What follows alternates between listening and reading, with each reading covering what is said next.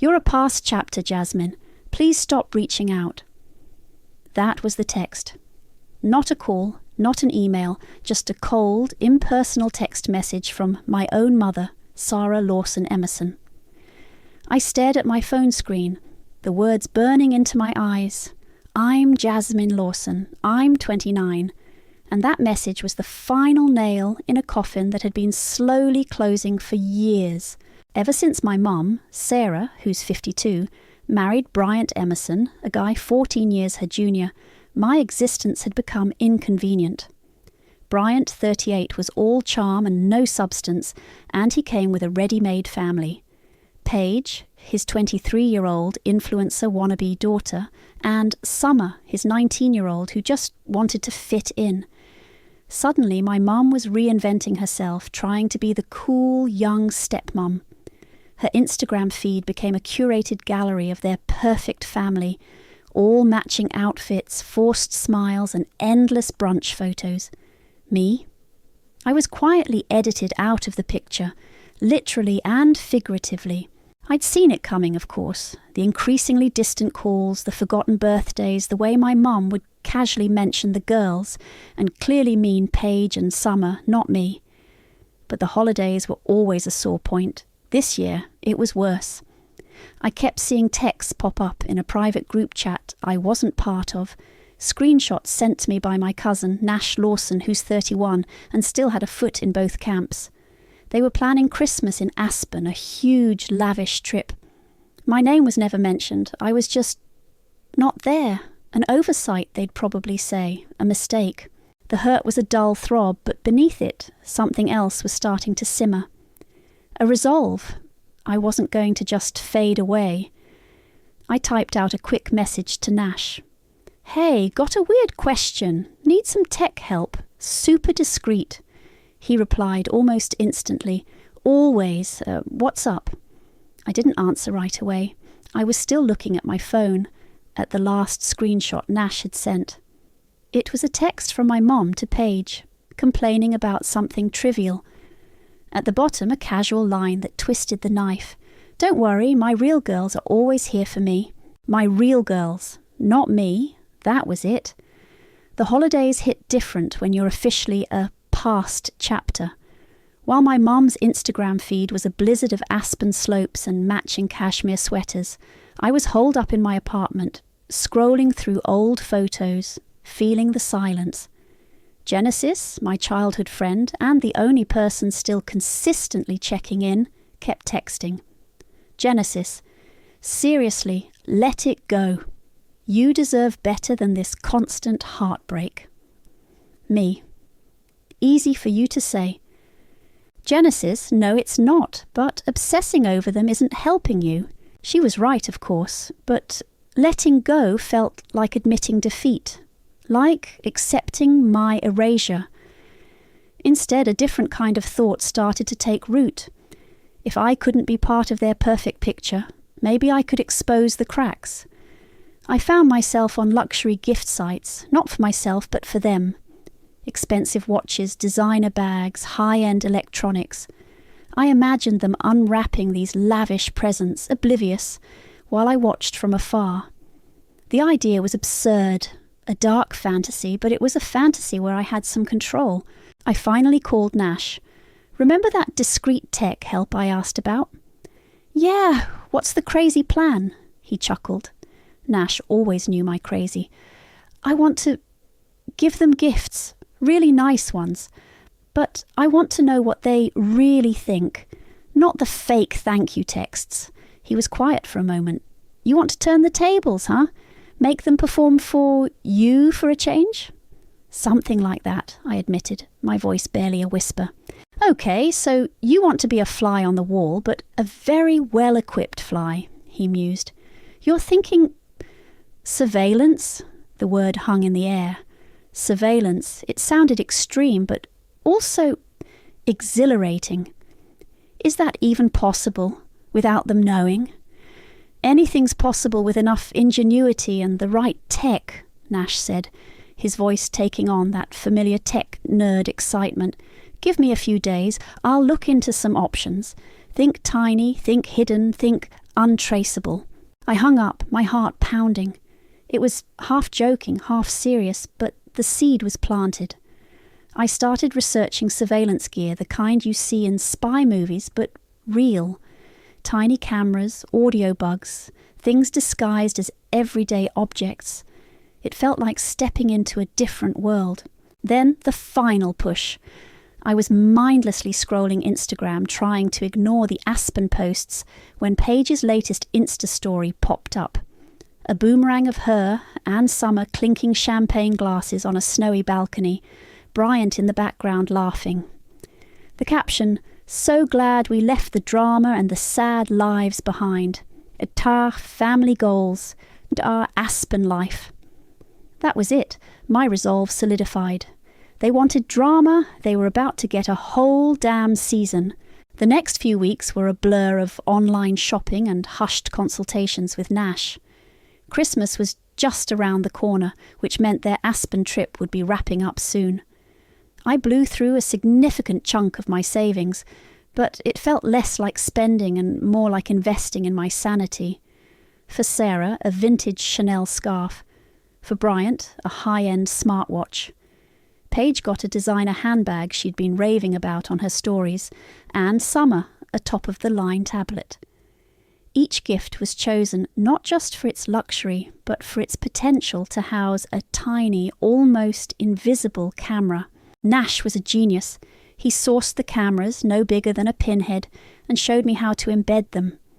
The Chanel scarf had one stitched into the label, the smartwatch had one cleverly integrated into the bezel, the handbag's camera was hidden in the clasp, and the tablet's was in a seemingly innocuous decorative sticker on the back. He even set up a secure, encrypted feed that I could monitor from my laptop. "They'll never find these," he assured me, his eyes gleaming with a mix of technical pride and mild concern. "But, Jasmine, are you really sure about this?" "I'm sure," I said, my voice flat. There was no turning back now. Genesis, however, was still trying. She came over one evening, watched me meticulously wrap the gifts, and then just sat there shaking her head. "This is going to blow up in your face, you know that, right? This isn't you." "This is me, Genesis," I countered, tying a perfect bow on Summer's package. "This is the me they created, the one who's sick of being invisible." "But what do you gain? More pain, more anger," she pleaded. "You're better than this, Jazz. Just walk away." "I can't," I whispered, looking at the neatly wrapped boxes. "Not anymore." My heart was a frantic drum solo in my chest, a mix of fear and exhilaration. I wrote out the cards, each one saccharine sweet. "Thinking of you always, Mom. So glad you're happy." "Bryant, welcome to the family. Hope you enjoy this." "Paige, Summer, wishing you all the best this holiday season." I played the role of the gracious, forgiving daughter perfectly. The packages were shipped, tracked, and confirmed for delivery to their house. Christmas Eve. My laptop was open, the secure feed ready. I watched, heart pounding, as the delivery truck pulled up, the driver carrying the boxes to the door. My gifts, their surveillance, it was happening. Christmas Eve. My apartment was dark, save for the glow of my laptop screen. The feed was live. I watched as the Emerson Lawson household, all decked out in festive lights, gathered around their tree. Sarah, 52, looked radiant. Bryant, 38, was playing the doting husband, and Paige, 23, and Summer, 19, were practically vibrating with excitement. They started opening gifts, a flurry of tearing paper and exclamations. Then they got to mine. Sarah picked up the Chanel scarf first. "Oh, look, a gift from Jasmine," she said, her voice dripping with mock surprise, a forced smile plastered on her face. "How thoughtful." She held it up, then tossed it casually onto a nearby armchair. "Guess she's trying to make amends for being such a past chapter." Bryant chuckled, a low, smug sound. "Always knew she'd come around, honey. Can't stay mad at the perfect family for long, right?" Paige unwrapped the designer bag. "Ugh, a pity gift," she scoffed, but her fingers were already exploring the leather. "At least she has some taste, I guess. probably hoping to get back in Mom's good graces. She laughed, a sharp, cruel sound that grated on my ears. Summer, emboldened by her sister's attitude, started unwrapping her tablet. "Remember how she used to try and tell us what to do?" she said, looking at Sarah. "Like when she found out about your little scandal with that gallery owner. She was so self-righteous. Mum said she had to cut her off to save face. Said Jasmine would just make things worse." My breath hitched. A scandal with a gallery owner? I'd known about a vague falling out my mom had with a business partner years ago, but never a scandal, and certainly not one that involved me being disowned. My fingers flew across the keyboard, recording the clip. Vindication mixed with a fresh wave of pain. They were so open, so casual with their cruelty, completely unaware. Then Sarah picked up Bryant's smartwatch. "Honestly, I don't know why she bothers," she sighed, examining the watch. "It's not like she's ever going to be part of this family, not after, well, you know." She glanced at Bryant, a quick conspiratorial look. "After she found out about her real father.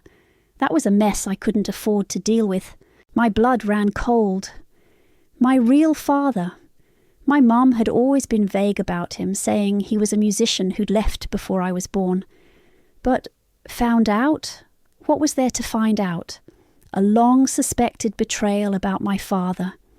The words echoed in my head. This wasn't just about me anymore. This was about exposing the rot at the core of their carefully constructed facade. The public needed to see this. The clips I'd recorded played on a loop in my head. Sarah's dismissive jokes, Bryant's smugness, Paige's cruel laugh, Summer's revelation about the scandal, and then the bombshell about my real father. It was all there, raw and unfiltered. My hands trembled as I started editing. I stitched together the worst moments, creating a narrative of their true selves, their casual cruelty, their carefully hidden secrets. I blurred their faces just enough to make them recognizable without being a clear violation of privacy, though I knew the internet would figure it out fast enough. I chose a viral gossip YouTube channel known for exposing influencer drama and a few popular parenting forums where toxic family stories always blew up. I uploaded the video anonymously using a VPN and a burner email Nash had set up for me. The subject line was simple. The perfect family you see online.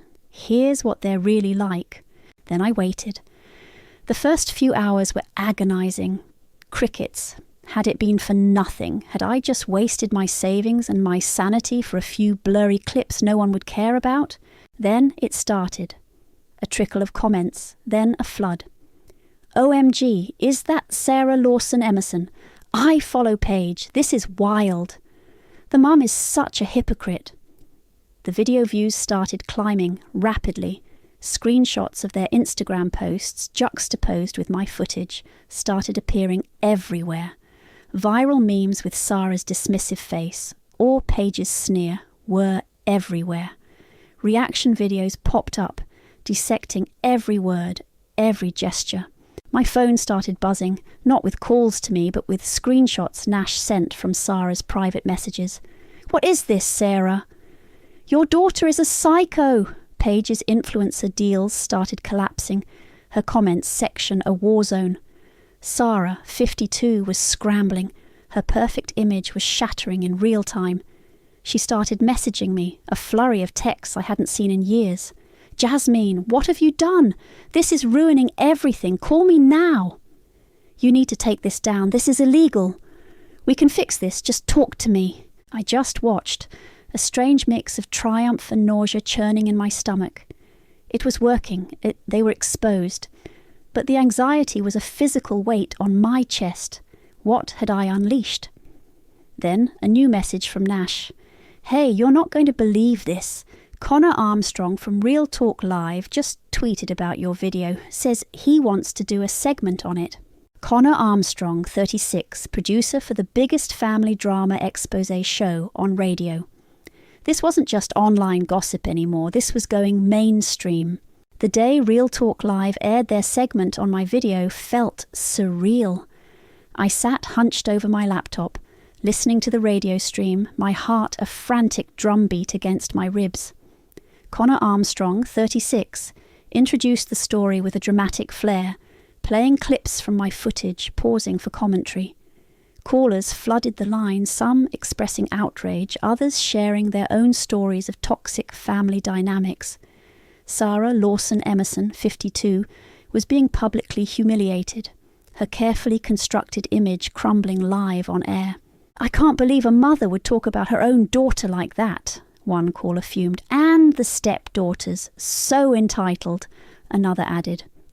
The satisfaction was immense, a powerful surge of vindication. This was what I wanted, right? For them to finally see. For everyone to finally see. But beneath the triumph, a strange, unsettling guilt began to prickle. Was this too far? Was I becoming as cruel as them? Then a new caller chimed in, her voice disguised. "I know this family," she said, her tone hushed. "And there's more.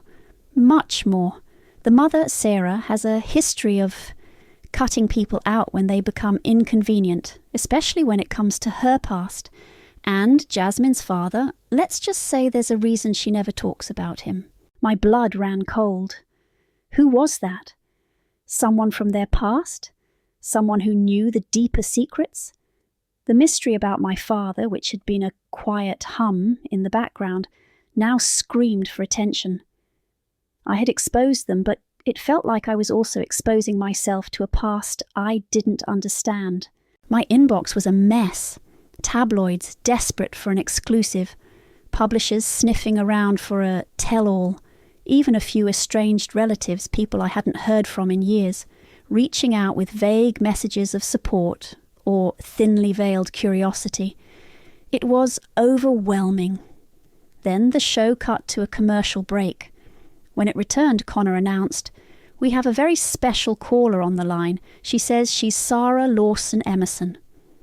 My breath hitched. No, she wouldn't. But she did. Her voice, usually so composed, was shaky, almost breaking. "This is Sarah," she began, her words slurring slightly. I just want to say that this is all a terrible misunderstanding. My daughter Jasmine, she's going through a difficult time, and yes, sometimes families have disagreements, but to put it all out there like this, it's just cruel." She paused, a choked sob escaping her. "I've tried my best. I've always tried my best to protect my family, to protect my girls." She was publicly admitting to something. "But what?" Her voice cracked again. "And yes, there are things in the past. Things about Jasmine's father that were very complicated. Things I thought I was protecting her from." My jaw dropped. She was saying more than she intended. Much more. The perfect mask was cracking, live on air, for the entire world to hear. Sarah's call to Real Talk Live was just the beginning. The public outcry, fueled by the anonymous caller's hints, pushed her further. A few days later, a tearful, painfully raw interview with Sarah Lawson Emerson, 52, appeared online, hosted by a sympathetic local news anchor. She looked haggard, her perfect makeup smudged, her hair dishevelled. The mask was truly off. She confessed to years of manipulation, to crafting a perfect image to escape her own insecurities. She admitted to lying about my father, saying he was a successful but absent musician, when in fact he was a struggling artist who she'd cut ties with because she saw him as a liability to her social climbing. She talked about her jealousy over my independence, how my choices felt like a judgment on her own life, and her deep-seated fears of aging and insignificance. She wanted a fresh start, a new family, and I, Jasmine, 29, was simply too much of a reminder of her past failures. The public reaction was a whirlwind. Some revelled in the schadenfreude, calling her out for her hypocrisy. Others, surprisingly, felt empathy, seeing a broken woman desperate for acceptance. The comments section was a battlefield of opinions, but one thing was clear. Sarah's carefully constructed world had imploded. The fallout was swift and brutal. Bryant, 38, ever the opportunist, filed for separation, citing irreconcilable differences and the public scandal. He wanted nothing to do with the mess. Paige, 23, found her influencer notoriety had turned toxic. Brands dropped her follower count plummeted, and her comments were filled with venom. Summer, 19, who had been so eager to fit in, deleted all her social media, unable to handle the constant barrage of hate. Sarah was forced offline, her accounts deactivated, her public life utterly destroyed. I watched it all unfold from my apartment, a silent spectator to the chaos I had orchestrated. The family was imploded, scattered to the winds. But in the quiet aftermath, no one reached out to me. Not a single text, not a call, not an apology. The vindication I'd felt was now a hollow ache. I had destroyed their illusion, but I was still alone. The isolation, it turned out, remained. Then, a few days after the interview, a thick envelope arrived in my mail. No return address, but I recognized the elegant, looping handwriting instantly. It was from Sarah. My heart hammered against my ribs. I tore it open, my hands shaking. The letter was short, written on expensive stationery. "Was it worth it?" it simply asked. "Was it worth it?" Sarah's question, scrawled in elegant cursive, hung in the air of my apartment. I read the rest of the letter. It was a rambling admission of defeat, a raw outpouring of her insecurities, her fears, her desperate need for approval. She laid bare her life, but nowhere in the carefully chosen words was an apology. Not for the years of dismissal, not for the past chapter text, not for the lies about my father. She was broken, but she was still Sarah Lawson Emerson, 52, incapable of truly seeing beyond herself. The family was destroyed, just as I'd intended. Bryant, 38, was gone. Paige, 23, and Summer, 19, were social pariahs. Sarah was off the grid, her public life in ruins. I had won, but the victory felt hollow, like a beautiful empty house. My own sense of belonging hadn't magically returned. The void was still there, just quieter. I reconnected with Nash, 31, who, despite his initial reservations, had been a steadfast support. He helped me navigate the online harassment, the inevitable trolls who found my name, and the tabloids still sniffing around. Genesis, 28, my childhood friend, was there too, offering a quiet, steady presence. "You did what you had to do," she said one evening, sipping tea in my living room. "It might not feel like a win, but you stood up for yourself. There were offers, of course, book deals, interviews, even a reality show pitch. Everyone wanted my side of the story. For a while I debated it.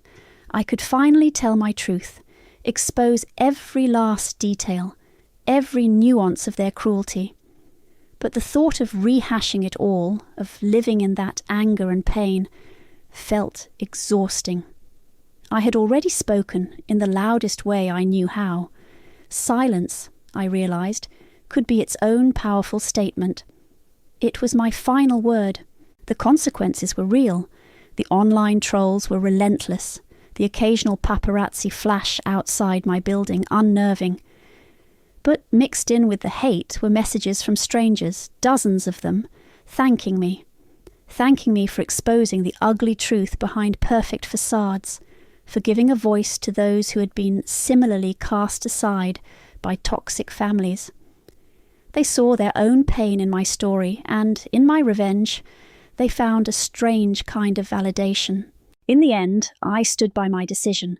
It wasn't a clean victory, and it certainly wasn't a path to some fairy tale ending. The revenge had momentarily empowered me, given me a voice when I had none, but it hadn't filled the emptiness or magically healed the old wounds. It had simply cleared the air, leaving me to breathe, finally, in a space that was entirely my own.